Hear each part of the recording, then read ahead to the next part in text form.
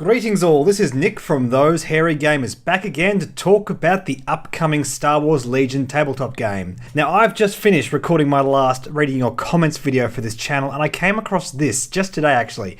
This is from Captain Bipto. Really looking forward to seeing this. Are the figures a different scale compared to Imperial Assault? I'm hoping that they add a lot to the troop roster, such as Imperial Navy and Imperial Army troopers, and Special Forces Unit, Inferno, Scar Squad, as well as the Rebel Scum counterparts. Though I might have to homebrew some of the non-canon forces such as COM, PNOR, Assault Troopers, I don't know what half this is.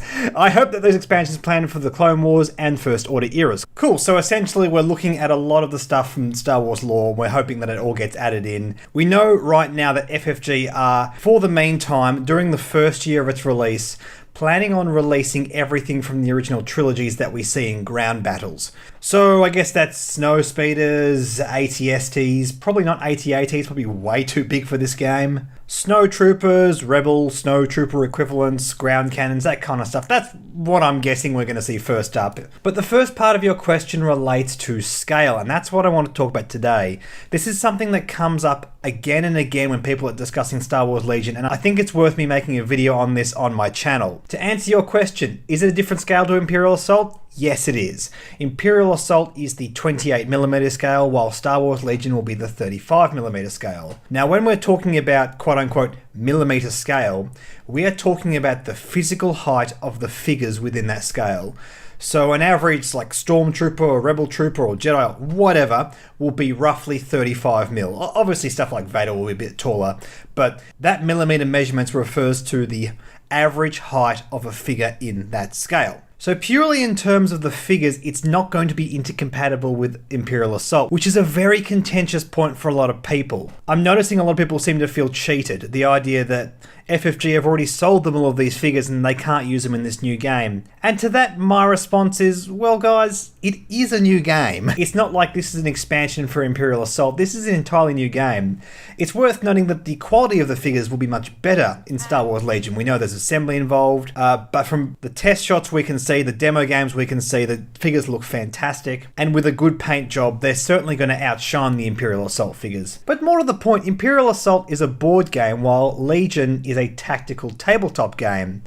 And while they have a lot of similarities, we do have to appreciate the fact that these are different kinds of games. And while it may sort of help us get a bit of a leg up if we were to able to switch our minis between games, it doesn't really benefit FFG. They don't really want to give us an incentive to use old figures when they're trying to support a new game and, you know, make sales so they can put that money back into R&D and improve the game. There's also the growing concern amongst Imperial Assault fans that this game is going to push out Imperial Assault. And to that I respond, look, it might. As I said, it's a different kind of game, so I don't think it's going to happen, but the reality is it might, and we have to appreciate the fact that these games aren't going to last forever. No game's going to last forever.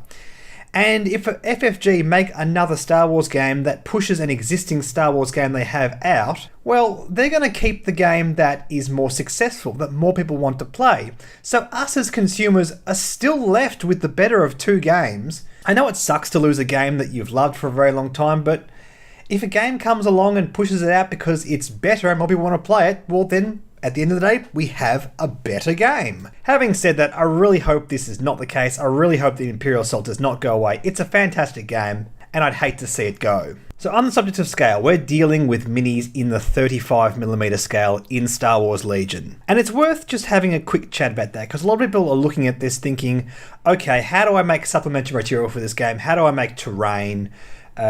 What kind of things do I need to source to actually make stuff for this game? And when we're talking about scenery, we don't really use figure scales, as in we don't use the X millimeter scale when talking about that kind of stuff, because that's not really how scenery works. When we're talking about buildings, we usually use the ratio scales, like 1 in 72 or 1 in 144. So what scale directly relates to 35mm scale? Well, I'll tell you. We don't really have a standard scale that matches 35mm. We do have two that are very, very close, and that is 1 in 48 scale and 1 in 50 scale. Now the reason I brought up both of these is because despite the fact that 1 in 50 scale is actually closer to 35mm scale, 1 in 48 scale is actually going to be a more useful scale for us to use simply because what is available.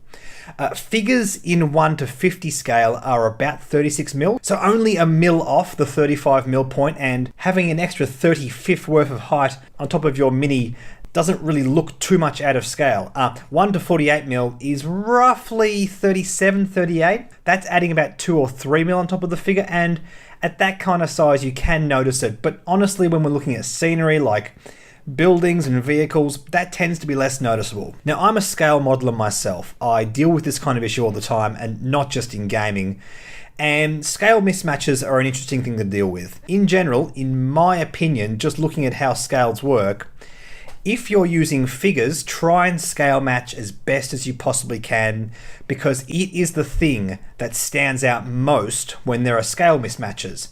But when you're looking at big things like buildings or, say, a vehicle and a figure together, scale isn't that noticeable. If you were to, say, put a 1/48 Star Wars ship on the table, you're not going to notice this difference. You're not going to go, oh, that's way too big, that looks dumb next to the troopers. The difference is so minimal that it doesn't really matter. And the great thing is, there actually are 1/48 Star Wars vehicles available in the X-Wing and the TIE Fighter, made by companies like Bandai and Revell, and I believe Fine Molds as well. So if you're a competent model builder, these are going to be great things to add into the Legion game as scenery. I myself plan on getting at least one TIE Fighter in 1/48 scale because I think it's going to look fantastic on a battlefield and possibly add some interesting tactics to the game as well. It's also worth noting that 35mm is very close to the model train scale called O. O scale is not the same in every part of the world. For example, in England it's 1 to 43, while in America they tend to use 1 to 48, so there's a lot of variation there. But the point I'm trying to make is a lot of scenery in O scale is applicable to 35mm scale wargaming as well, which is kind of cool. Now the problem here is you're not going to see a lot of things that you can put on a model train set into a Star Wars setting. However, there are things like girder bridges and nondescript buildings and that kind of stuff which work quite well.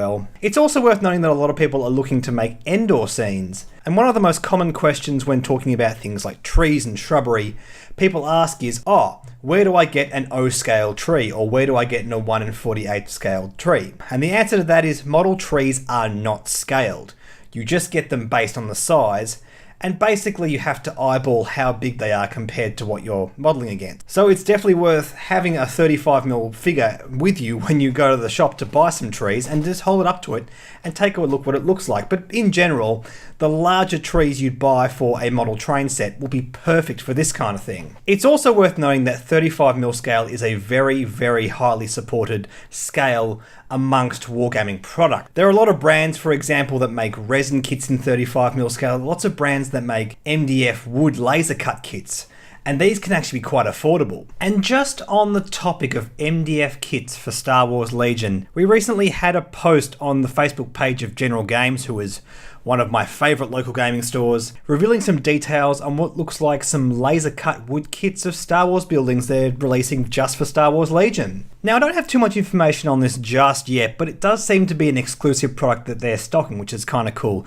I just want to say as well, I'm not actually sponsored by General Games or anything. I know I mention them a lot in my videos, but that's because it's relevant and these guys are doing some awesome stuff for the hobby. So at some point soon, I'm actually going to have to sit down with one of these, take a look at it and show it to you guys, because this stuff looks really, really cool. Anyway, Captain Bipto, I hope that answered all your questions. I know the standard go-to response for a lot of people when they learn that Legion is a different scale to Imperial Assault is to feel a bit cheated by Fantasy Flight, but I just want to encourage you not to react that way. We have a lot of cool resources available that are going to support this game really well. And at the end of the day, we do still have Imperial Assault. It's still going to be something that we can use. They're just not interchangeable between the two games, unfortunately. And for the rest of you, hopefully soon we'll get some more information on Star Wars Legion, but unfortunately Fantasy Flight are somewhat leaving us in the dark at the moment. There's sort of scattered information around on various videos and Reddit forums and that kind of stuff. I don't want to make too many videos on Legion until we have some good concrete information, but I thought this topic was at least worth covering in the meantime. In the meantime, that's it for today. I will catch you in the next video. See you later.